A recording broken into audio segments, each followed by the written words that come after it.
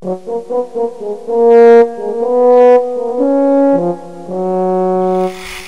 চার্চেই প্রথম সারির সামরিক শিক্ষার সুযোগ পেয়ে গেছিলেন তাদের সর্বাধিক। সৈনিকের পোশাকে ফোর্ট উইলিয়ামের ভেতরে ঢুকতেন বা রুট মার্চ করতেন, তখন ভেতরে ভেতরে একটা অন্যরকম ফিলিং হতো, অন্যরকম মর্যাদা অনুভব করতেন।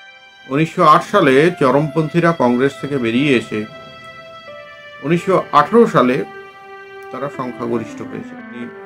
ব্রিটিশদের জন্য সৈন্য খোঁজার কাজে দৌড়ে দৌড়ে করেছিলেন। অদ্ভুতভাবে তিনি ব্রিটিশের সেই সময় ভারত শাসন আইন, যেটা খুব বিতর্কিত ছিল, সেটা মেনে নেন।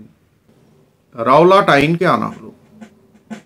সাইফুদ্দিন কিচলু এবং সত্যপাল যাদব, এই দুজনকে বন্দি করা হয়।